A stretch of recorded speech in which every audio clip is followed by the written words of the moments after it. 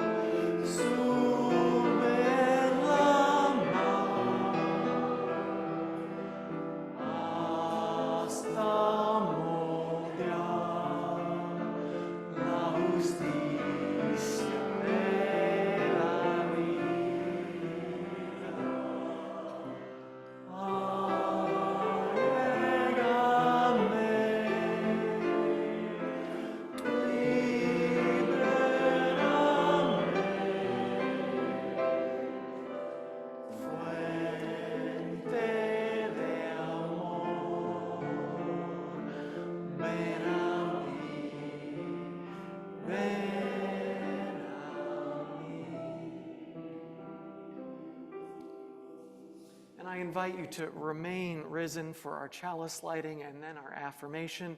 And I invite up Arthur Bayatpur and Shannon Thompson to light our chalice this morning.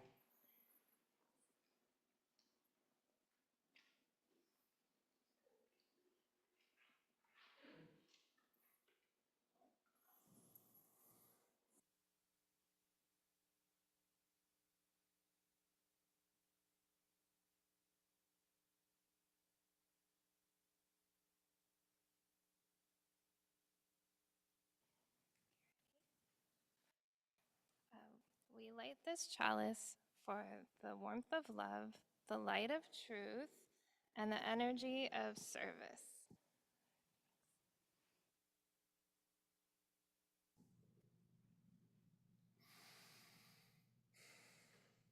And now I invite you to join in saying our affirmation. We say it both in English and in Spanish as a reminder of the many languages spoken in this community and out beyond these walls, the many languages of the heart. Love is the doctrine of this church. The quest of truth is its sacrament, and service is its prayer. To dwell together in peace, to seek truth in freedom, to serve humankind in fellowship, to the end that all souls may grow into harmony with the divine. This do we covenant with one another. El amor es la doctrina de esta iglesia. La búsqueda de la verdad es su sacramento y el servicio es su oración. Habitar juntos en paz, buscar la verdad con libertad y servir a la humanidad juntos, con el fin de que todas las almas pueden crecer en armonía con lo divino. Esto es lo que practicamos unos con otros.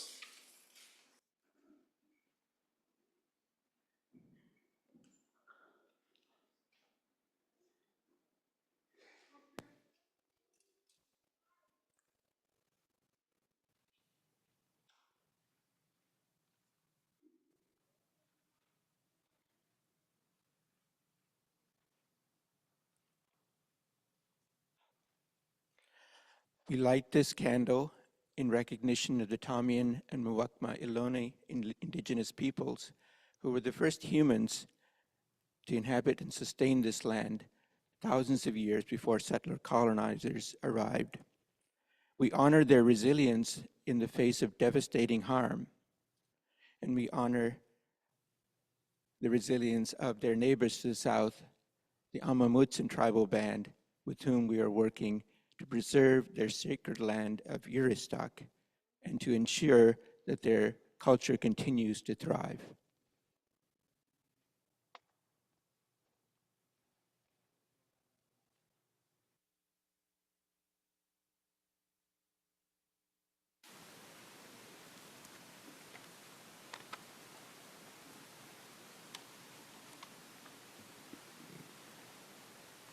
Good morning and welcome to the first day of Daylight Savings Time.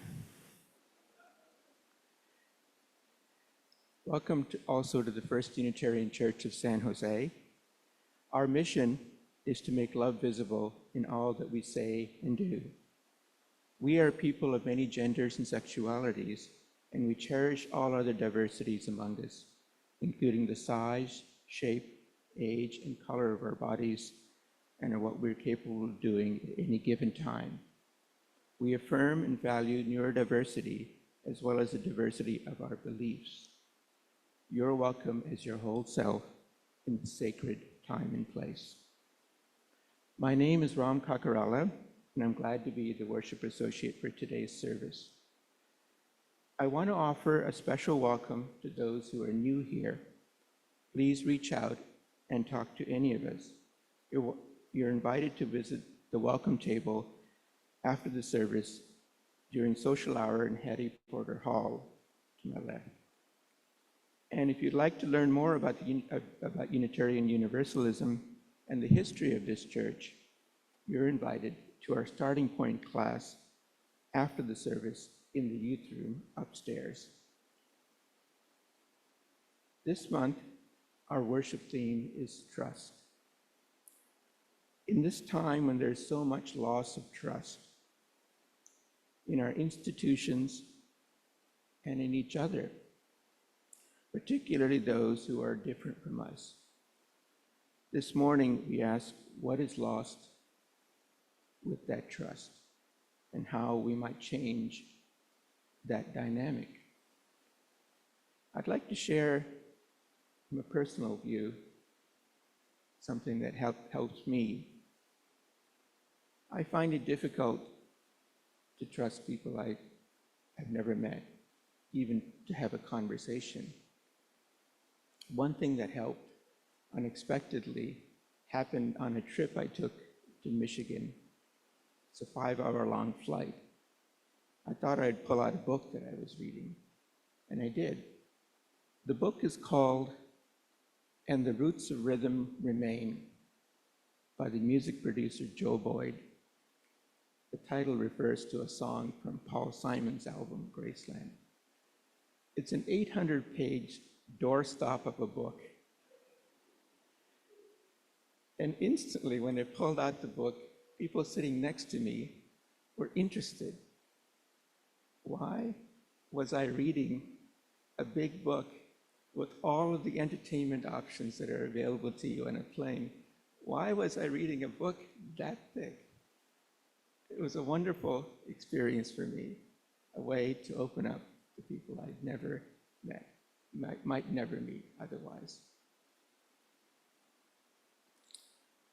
I'd like also to make a brief announcement.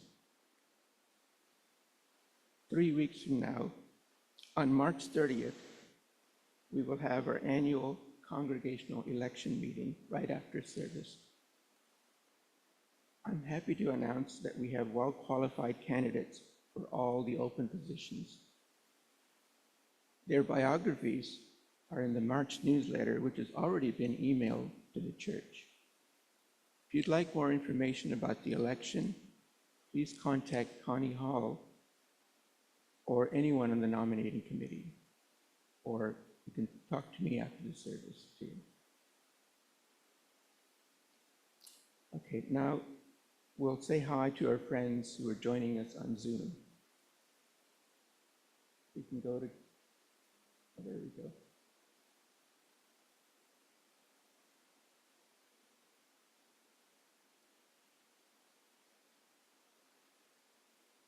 Wonderful.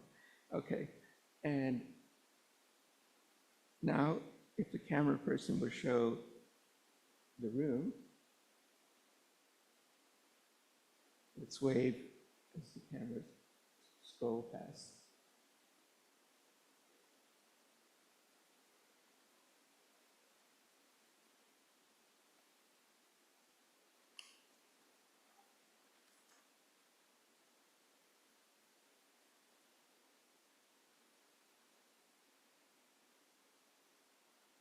Again, welcome, and we're glad you're here.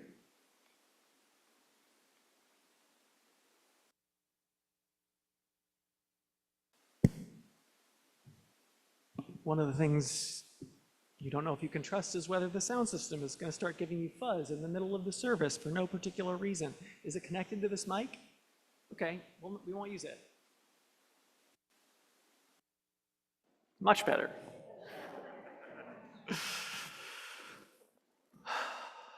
Good morning.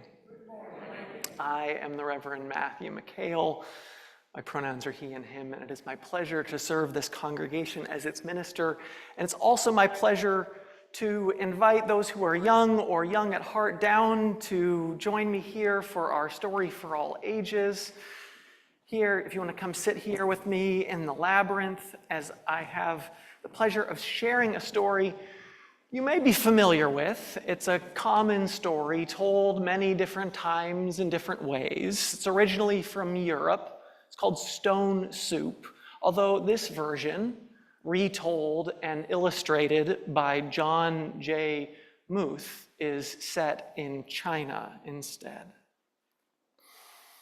And it's got some of my favorite pictures. I don't know if you've ever come across some of his other books, like The 3 Questions is a really good one by him as well.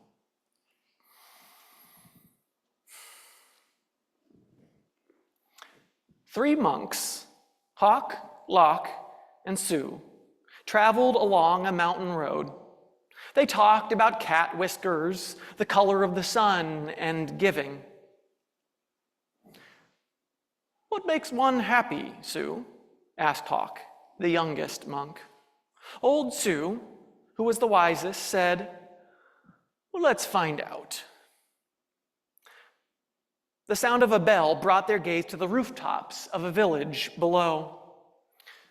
They could not see from so high above that the village had been through many hard times. Famine, floods, and war had made the villagers wary and untrusting of strangers. They had even become suspicious of their own neighbors. The villagers worked hard, but only for themselves. There was a farmer, a tea merchant, a scholar, a seamstress, a doctor, a carpenter, and many others. But they had little to do with one another. When the monks reached the foot of the mountain, the villagers disappeared into their houses. No one came to the gates to greet them, and when the people saw them enter the village, they closed their windows tight. The monks knocked on the first door of the house, but there was no answer.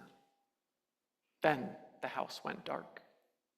They knocked on a second door, and the same thing happened. It happened and again and again, from one house to the next. These people do not know happiness, they all agreed. But today, said Sue, his face bright as the moon, we will show them how to make stone soup. They gathered twigs and branches and made a fire. They placed a small tin pot on top and filled it with water from the village well. A brave girl who had been watching came to them. "What are you doing?" she asked. "We are gathering twigs," said Locke. "We are making a fire," said Hawk. "We are making stone soup, and we need 3 round, smooth stones," said Sue. The little girl helped the monks look around the courtyard until they found just the right ones. Then they put them in the water to cook. "These stones will make excellent soup," said Sue. "But this small pot won't make very much, I'm afraid." "My mother has a bigger pot," said the girl, and the little girl ran home. As she started to take a pot, her mother asked her what she was doing. The three strangers are making soup from stones," she said. "They need our biggest pot." Said the girl's mother. "Stones are easy to come by. I'd like to learn how to do that." The monks poked the coals. As smoke drifted up, the neighbors peered out from their windows. The fire and the large pot in the middle of the village was a true curiosity. One by one, the people of the village came out to see just what this stone soup was. "Of course, old-style stone soup should be well seasoned with salt and pepper," said Hawk. "That is true," said Locke, as he stirred the giant pot filled with water and stones, "but we have none." "I have some salt and pepper," said the scholar, his eyes big with curiosity. He disappeared and came back with salt and pepper and even a few other spices. Sue took a taste.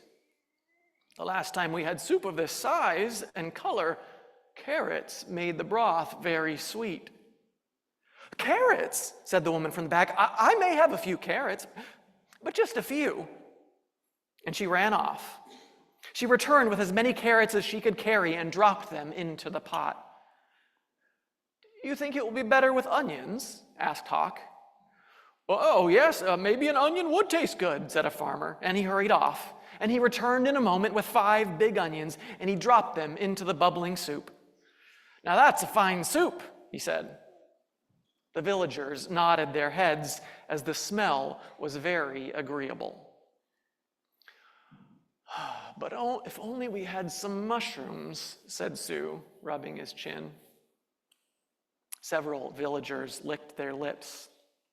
A few dashed away and returned with fresh mushrooms, noodles, pea pods, and cabbages. Something magical began to happen among the villagers as each person opened their heart to give. The next person gave even more. And as this happened, the soup grew richer and more delicious. "I imagine the emperor would suggest we add dumplings," said one villager. "And bean curd," said another. "What about cloud ears and mung beans and yams?" cried some others. "And taro root and winter melon and baby corn," cried other villagers. "Garlic, ginger, soy sauce, lily buds." I have some," people cried out, and off they ran, returning with all they could carry. The monks stirred, and the pot bubbled. How good it smelled. How good it would taste. How giving the villagers had become. At last, the villagers gathered together. They brought rice and steamed buns. They brought lychee nuts and sweet cakes. They brought tea to drink, and they lit lanterns. Everyone sat down to eat. They had not been together for a feast like this for as long as anyone could remember. After the banquet, they told stories, sang songs, and celebrated long into the night. They then unlocked their doors and took the monks into their homes and gave them very comfortable places to sleep. In the gentle spring morning, everyone gathered together near the willows to say farewell. "Thank you for having us as your guests," said the monks. "You have been most generous." "Thank you," said the villagers. "With the gifts you have given, we will always have plenty. You have shown us that sharing makes us all richer." "And to think," said the monks, "to be happy is as simple as making stone soup." The end.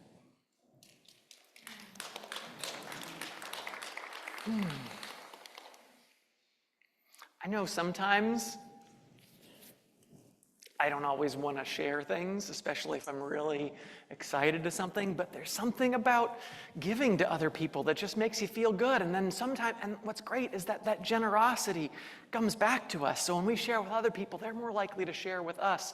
That's part of building community. It's building connection. It's building trust. So we could see that these villagers who were so closed off and distrustful even of each other, that the act of generosity and sharing and getting to know other people can make such a wonderful difference. That's what our service is about today, about trust, trusting other people. So, thank you for sharing that story with me. I invite you now to join me in singing our song as we sing our children out to their classes. There's some hand motions that you can do with me.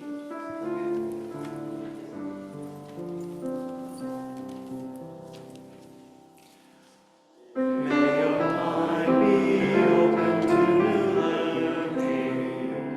May your lips bring truth into the world. May your heart know love and your hands do the work of justice as you go your way in peace. As you go your way in peace.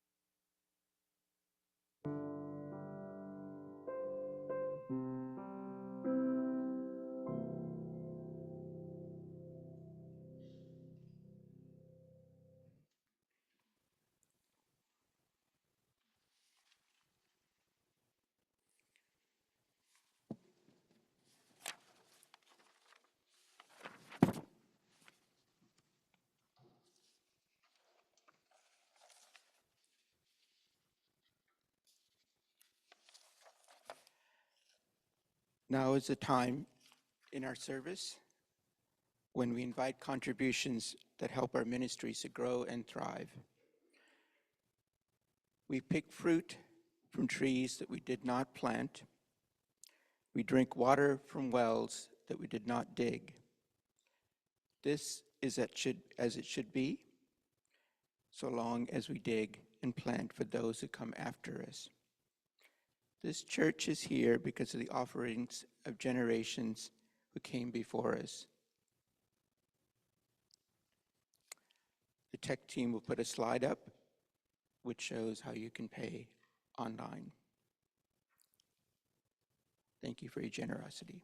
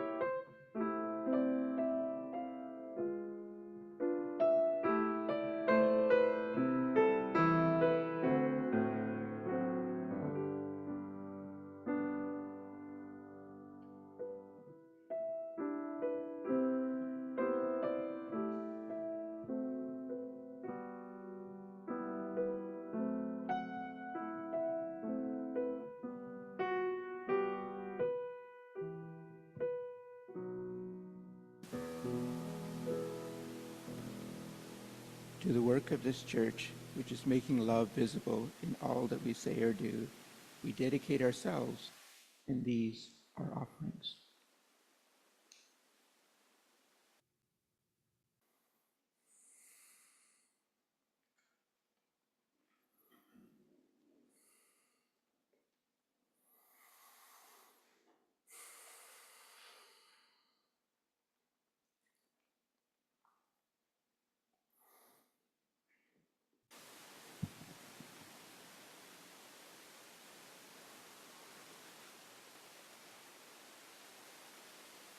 It's my lav mic.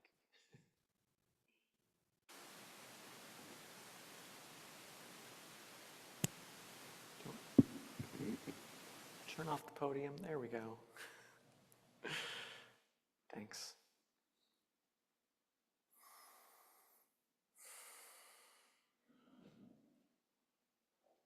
Our lives are filled with joys and sorrows, both from within our own personal lives and out in the wider world. This week,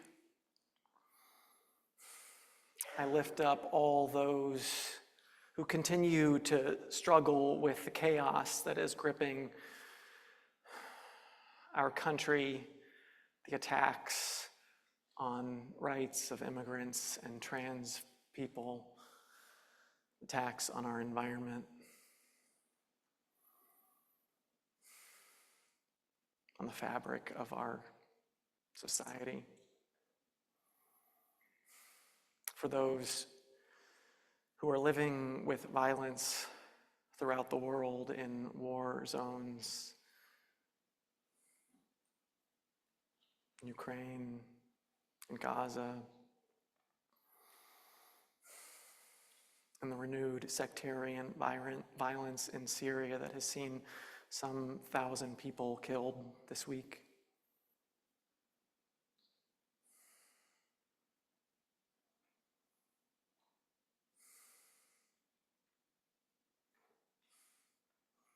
In a moment, I'm going to sound this singing bowl, and after I do, I invite you to speak aloud into this space. Any joys or sorrows, any names or occasions that are on your heart this morning. If you're joining us online, you can type those into the chat. so that we might lift them up, to be held by this community in this, our embracing meditation.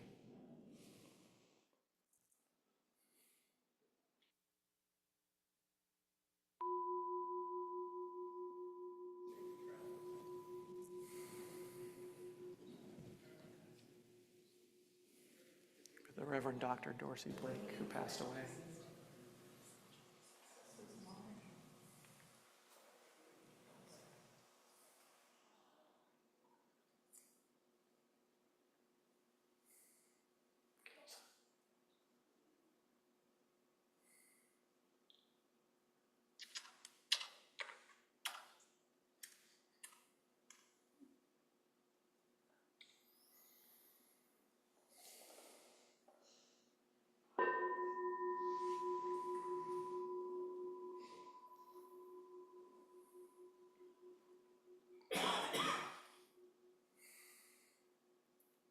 All that has been shared and all that is too tender yet to share, we offer these into the embrace of this beloved community.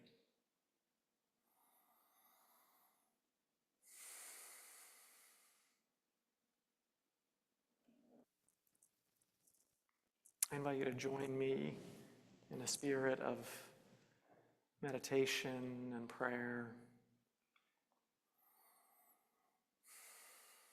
grounding yourself here in this moment.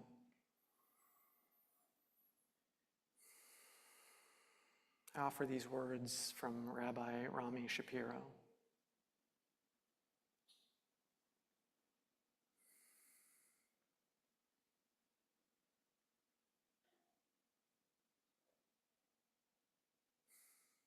We are loved by an unending love. We are embraced by arms that find us, even when we are hidden from ourselves. We are touched by fingers that soothe us, even when we are too proud for soothing. We are counseled by voices that guide us, even when we are too embittered to hear. We are loved by an unending love.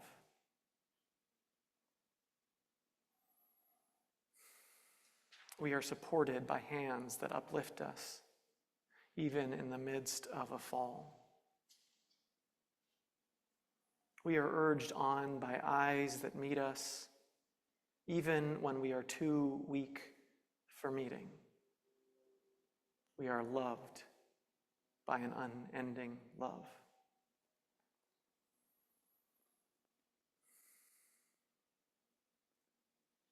Embraced, touched, soothed, and counseled. Ours are the arms, the fingers, the voices. Ours are the hands, the eyes, the smiles.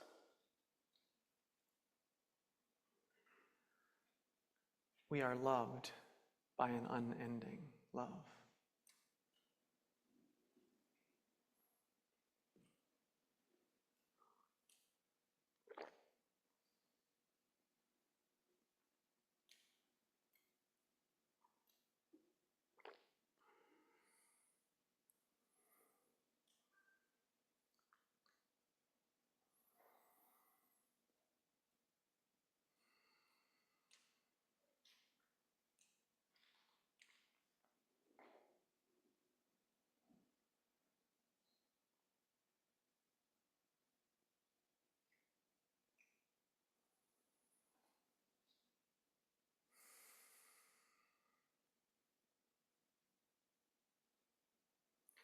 There is more love somewhere.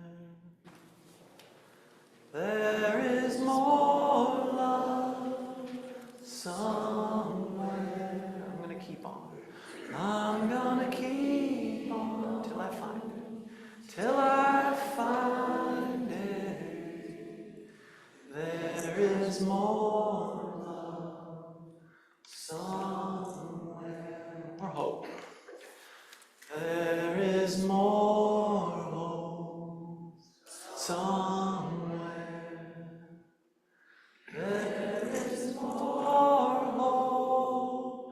somewhere.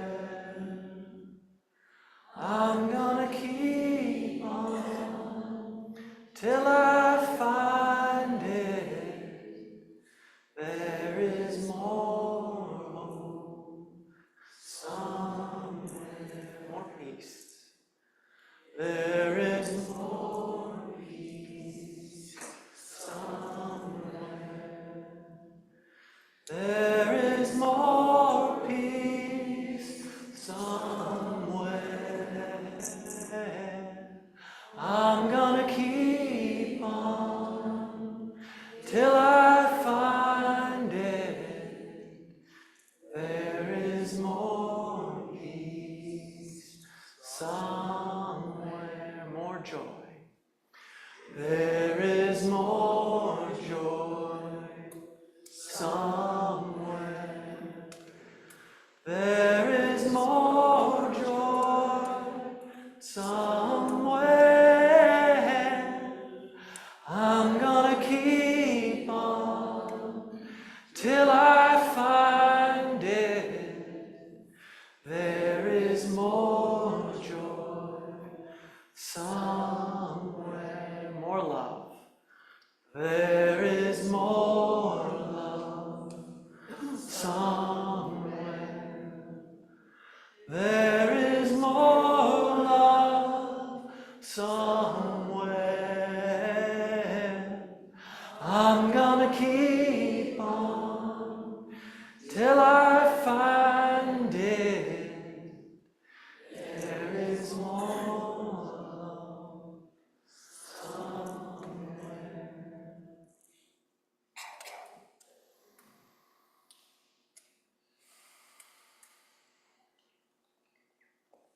Amen, and blessed be.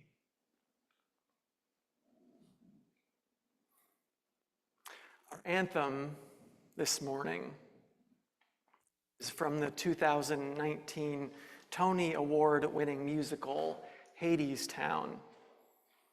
It's a retelling of two different Greek myths intertwined: the lovers Orpheus and Eurydice, and the gods Hades and Persephone. Set in a Great Depression-inspired post-apocalyptic setting where the weather ain't the way it was before, ain't no spring or fall anymore. It's either blazing hot or freezing cold, any way the wind blows, as the song goes. And so Eurydice, cold, poor, and hungry, decides to head underground to this mythic place called Hadestown, an industrialized factory town underground where you work long shifts, but everyone is provided for. But this town, walled off from the rest of the world for their safety and protection, is more than she bargained for.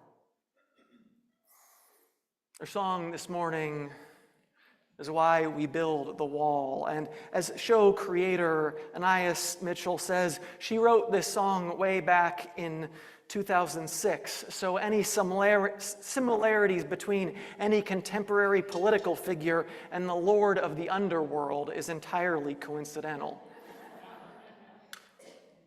This is Why We Build the Wall by our own off-Broadway ensemble with Dan Zulovic as Hades.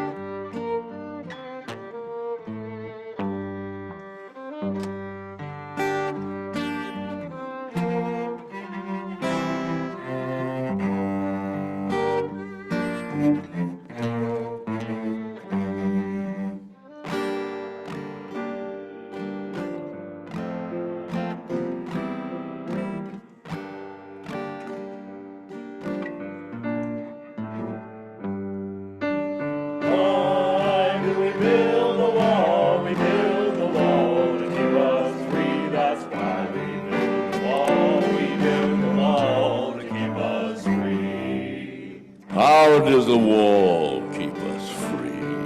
My children, how does the wall keep us free? How does the wall keep us free? The wall keeps out the enemy. And we build the wall to keep us free. That's why we build the wall. We build the wall to keep us free. Who do we call the enemy? My children, who do we call the enemy? Who do we call the enemy? The enemy is poverty. And the wall keeps out the enemy. And we build the wall to keep us free. That's why we build the wall. We build the wall to keep us free. Because we have and they have not. My children, because they want what we have got. Because we have and they have not. Because they want what we have got. The enemy is poverty. And the wall keeps out the enemy. And we build the wall to keep us free. That's why we build the wall. We build the wall to keep us free.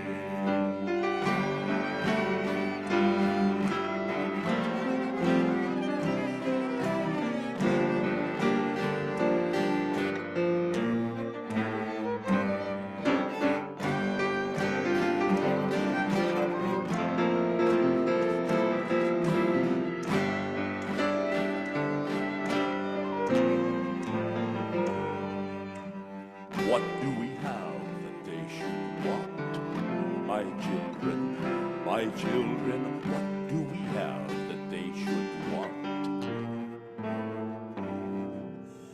What do we have that they should want? We have a wall to work upon. We have work and they have none. And the work is never done. My children, and the war is never won. The enemy is Poverty and wall keeps out the enemy, and we build a wall to make us free. why we build the wall. We build the wall to keep us free. We build the wall to keep us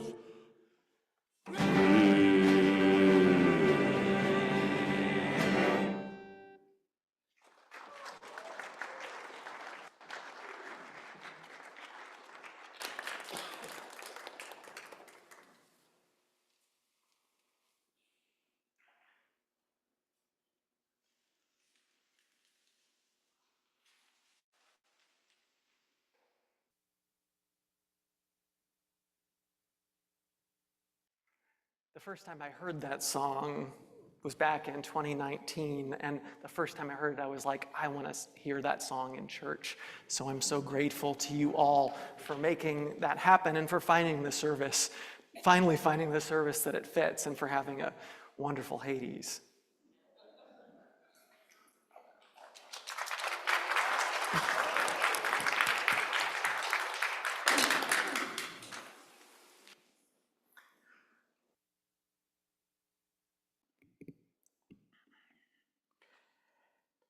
Our reading this morning comes from Turning to One Another by Margaret Weekly, and these are excerpts. I've noticed that many of us harbor negative beliefs about each other, or we believe that there's nothing we can do to make a difference, or that things are so crazy that we should only look out for ourselves. With these beliefs, we cannot turn to one another. We won't engage together for the work that needs to be done. I believe we can change the world if we can start listening to one another again. I still believe that if we turn to one another, if we begin talking with each other, especially with those we call stranger or enemy, then this world can reverse its darkening direction and change for the good. There is no power greater than a community discovering what it cares about. Ask what's possible, not what's wrong. Keep asking. Notice what you care about. Assume many others share your dreams. Be brave enough to start a conversation that matters. Talk to people you know. Talk to people you don't know. Share the book that you're reading. Be intrigued by the differences you hear. Expect to be surprised. Treasure curiosity more than certainty.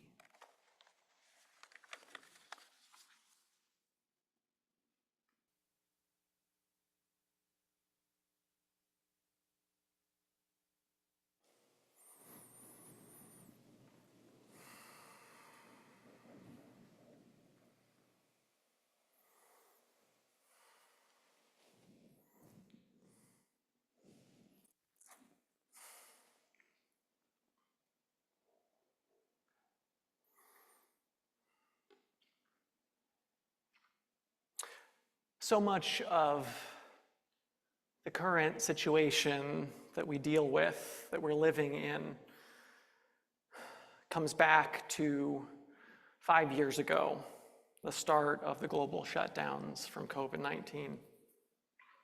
It's hard not to think back on all that's been lost. Of course, all of the millions of lives lost, the long-term declines in health for many others, the loss of a sense of stability or safety, whether because of a virus or because of economics or politics, the educational and developmental delays for children.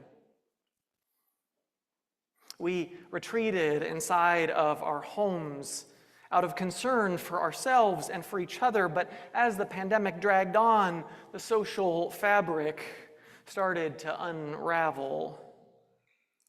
And with it, we seem to have lost a sense that we bear some responsibility to each other.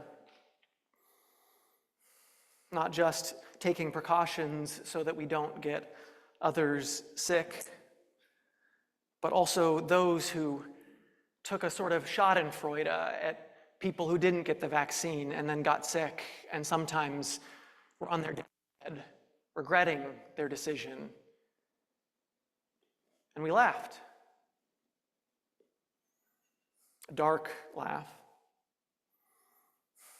An unraveling.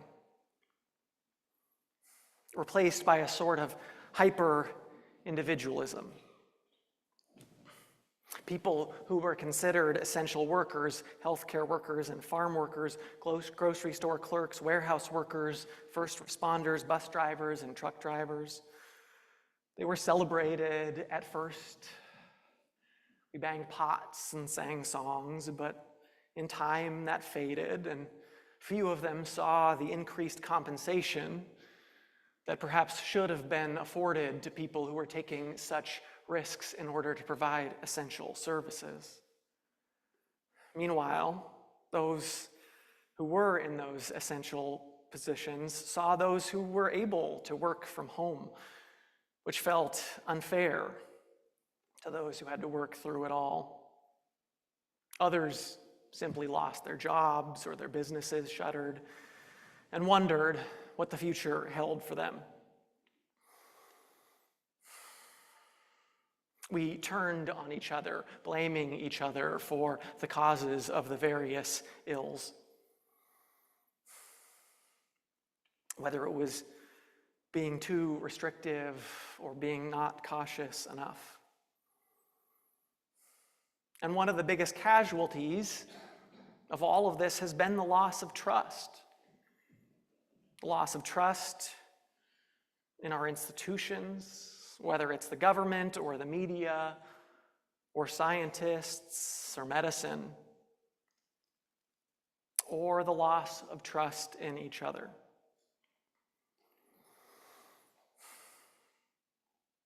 Now, the thing is, of course, trust was already declining before the pandemic.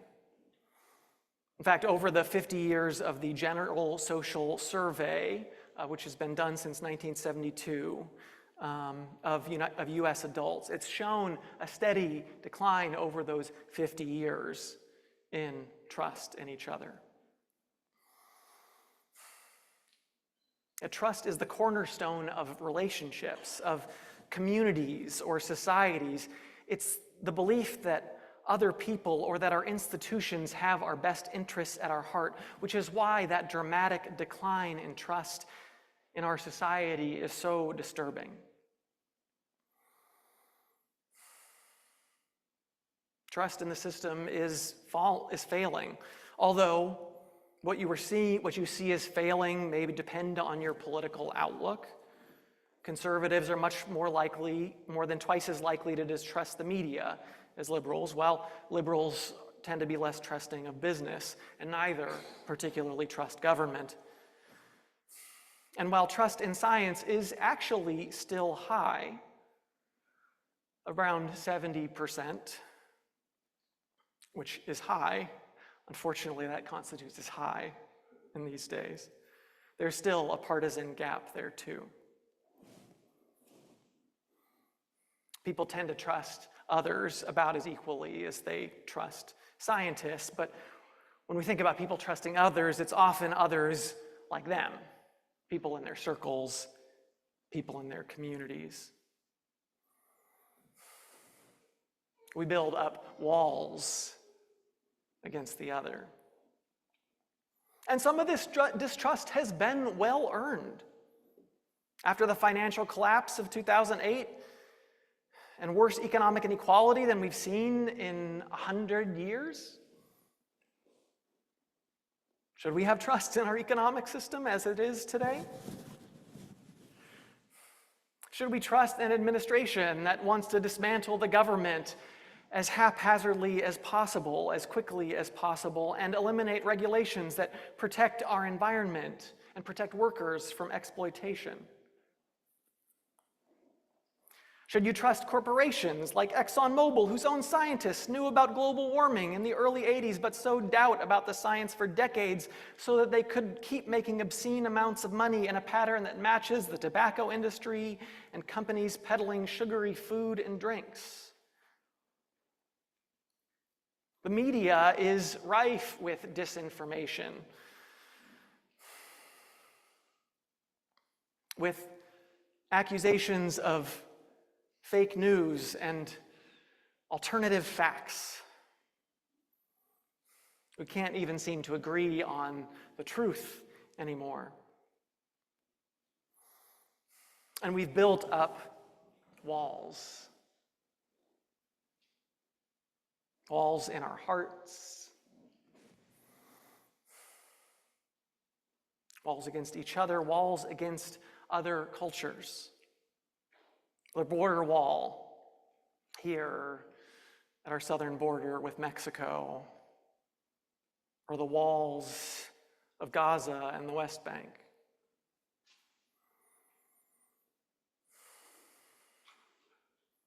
We build up walls to keep us free. That's why we build the wall, to keep us free. The walls keep us free. That's why we build the walls, to keep us free. Circular logic. It reminds me, I don't know if you've seen many pictures or spent much time on either sides of the US-Mexico border, but so often the US side looks desolate and harsh, a barren wasteland. But on the Mexican side, there are communities right there. There is art, there is life happening, there is vibrance.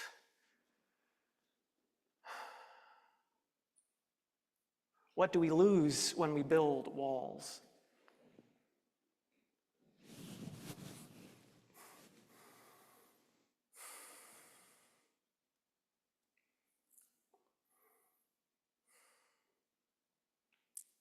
And again, I want to come back to this idea of one of the biggest issues of loss of trust in our society is that it's hard to tell what is true or isn't true.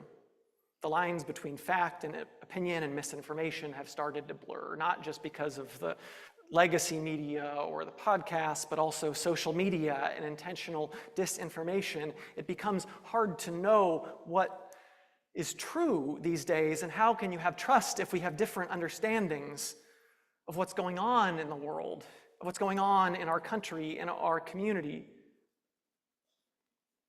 For 25 years, the Edelman Report has been issuing an annual report on trust.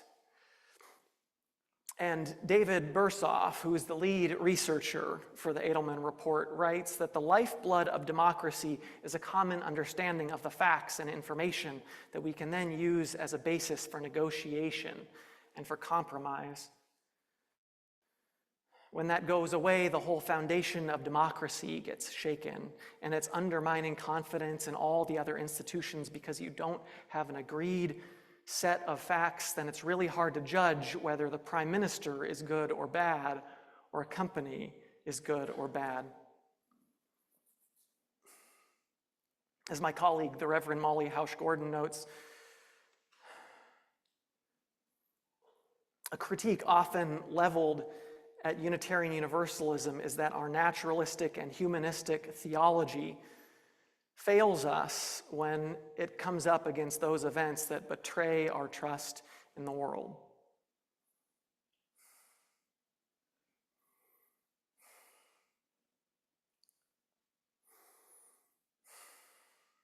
So what do we do when we're afraid?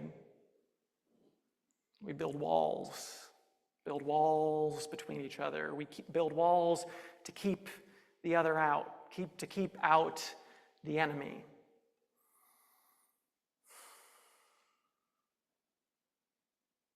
And so Eurydice goes to Hadestown because she's living in a precarious situation. The climate is a wreck, cold, poor, and hungry. She decides to go down to Hadestown, but when she arrives, she finds it's more, well, that Hades is more like an industrialist king or a quasi-dictator, a god, if you will. In Hadestown, the work is hard and the pay is low, where everyone is free to work yourself into the ground, free to spend eternity in the factory and the warehouse, and you have to keep building that wall that will keep you free.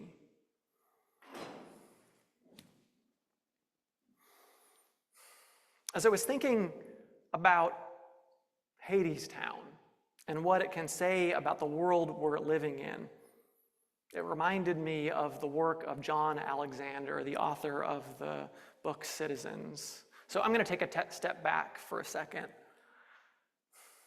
John Alexander is a Reformed ad man who says that most of us are living in what he calls the consumer story.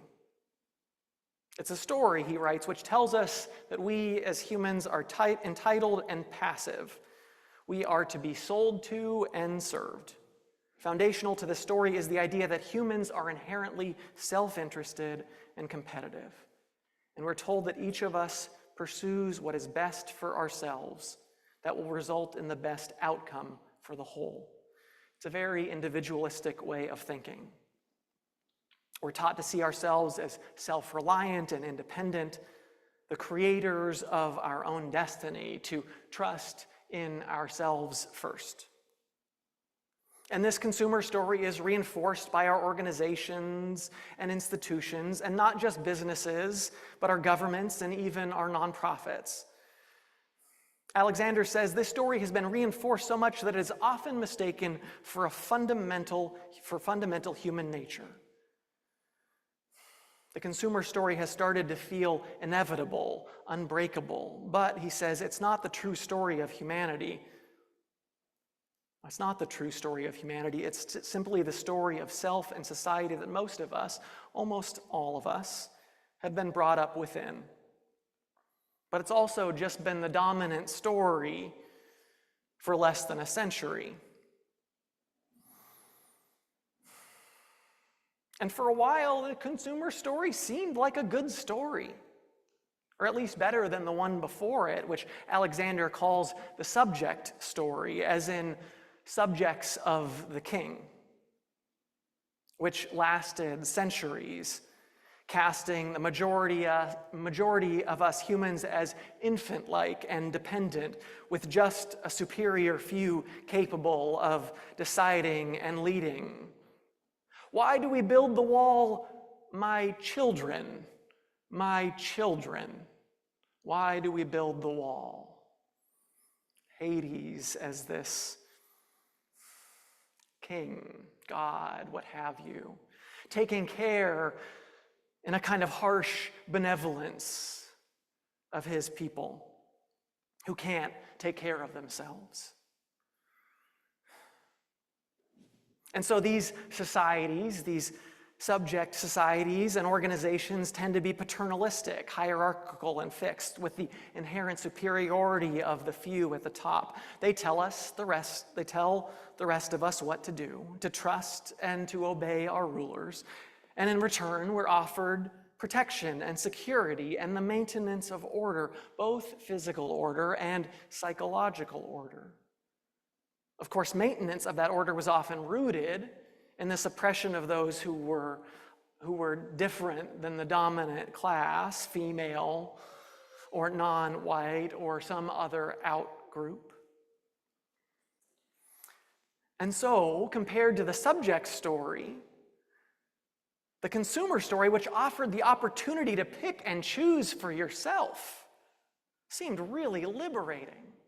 To have that control. And because the consumer is king, we believe that we are in charge.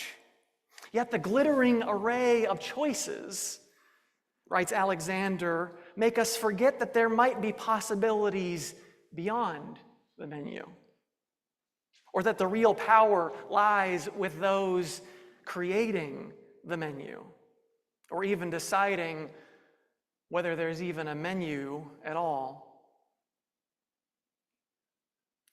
So consumption becomes our duty, the way we exercise our power. Who remembers how, in the aftermath, we were told by our leaders that it was our patriotic duty to do what? Go shopping. Yep, that's right. That's how we were going to beat the terrorists. We were going to go out and buy things.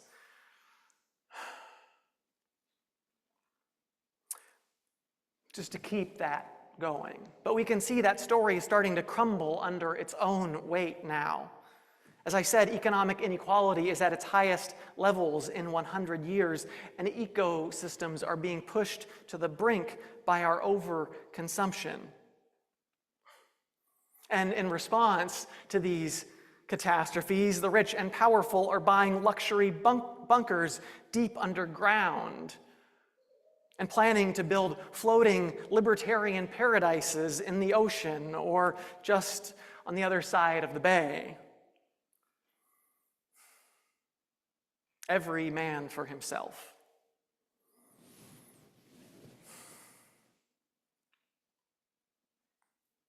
And so now that the consumer story is failing, we see the subject story resurgent. People wanting to turn in the midst of all of this chaos and uncertainty that is our world right now, to turn to the strong man, and it's almost always a strong man, who promises you security and says, only I have the answers to fix it. I have the best answers. And it's going to be great. It's going to be the greatest thing this country has ever seen. Just trust me. Yet at the same time, there's another story that's happening. A new story, the citizen story. is taking shape across the world and in every aspect of society. Now, the citizen story isn't about actual citizenship of a country in terms of like having a passport or documents. In the citizen story, it's about the way we see ourselves in relation to our community, to see ourselves as the creative, capable, and caring creatures we are.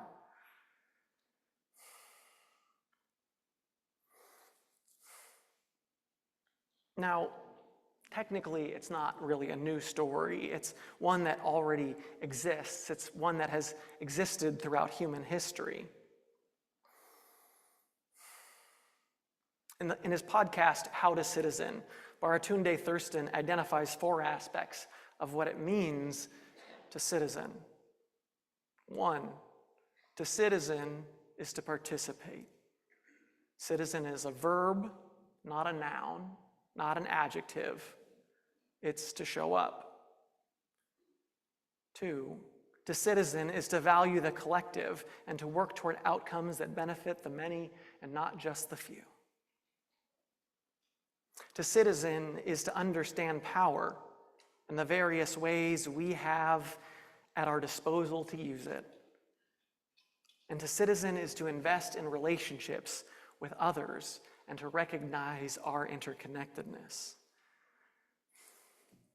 In our story, Stone Soup, we see a village that is distrustful because of the challenges that they have faced, the wars and the famines, distrusting others, and then eventually distrusting themselves. And so it takes some outsiders to realize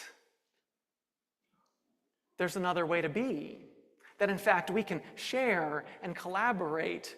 And in doing that, we make something better, a better soup, a better community, one that is much more enjoyable to live in than one where we have to live in fear and mistrust. And again, that's not to say that there isn't a reason to distrust, and I'll get, I think, a little bit more to that next week as we talk about interpersonal trust in more depth. But to be a citizen, says John Alexander, is a belief that given the right conditions, it's human nature to want to contribute positively and meaningfully to shape the communities and societies that we are a part of. And the capability to make such a contribution is also universal. We can all play our part. A citizen organizes with others to help bring about the future we want, to create that reality. And so during this time of social upheaval, of social distrust, of political upheaval, I think it's imperative that we see ourselves as citizen, not just willing to sit back and consume, to pick from the choices that they offer us and feel like that is freedom, but to actually work and build the future that we want to see.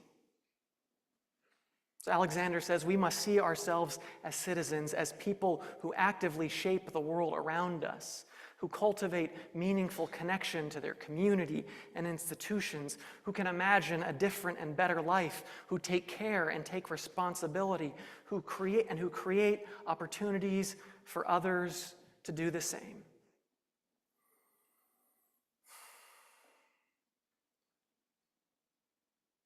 And this shift in story is already happening.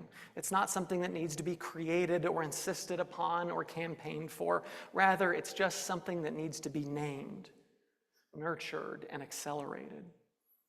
It needs to be revealed not just in ourselves, but in organizations of all shapes and sizes so that all of us can step into it. So during these times, may we show up for each other in this community, in our wider community, for our state, for our country, for our world, seeing ourselves as citizens of these places who have a responsibility and the power to make a difference, to build that more just world where all people are treated with equity, creating a more just and inclusive system. Building that beloved community that Dr. King spoke of, where all souls are welcome as blessings and the human family lives whole and reconciled.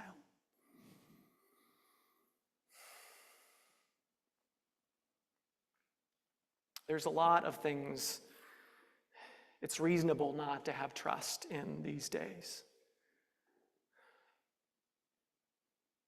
But may we have trust in each other. And from that trust in each other, may something beautiful grow. May it be so.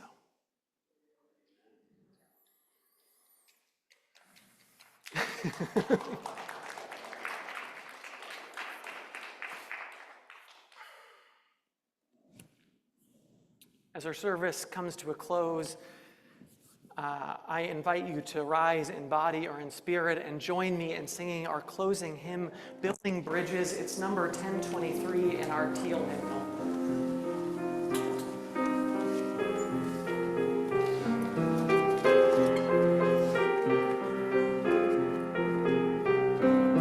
We'll sing this one as a round. We'll sing it together, and then we'll break up into threes. Building bridges between our divisions, I reach out to you. Will you reach out to me? With all of our voices and all of our visions, friends, we could make such sweet harmony.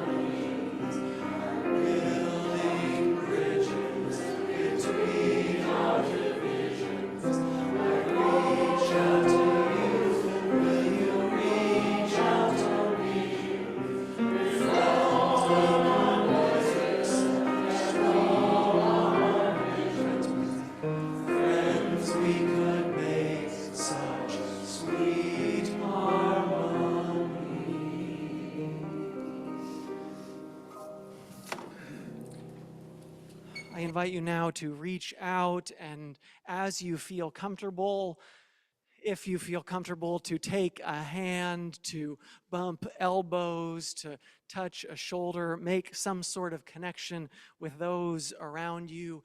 Those of you joining us online, we invite you to send your energy to us as we send it back to you. And I should say thank you to Ram, who stepped in yesterday to be worship associate when Anne was sick. So thank you so much, greatly appreciated. These words come from the Chinese philosopher Mozi. When all the people in the world love one another, then the strong will not overpower the weak, the many will not oppress the few, the wealthy will not mock the poor, the honored will not disdain the humble, and the cunning will not deceive the simple. May it be so.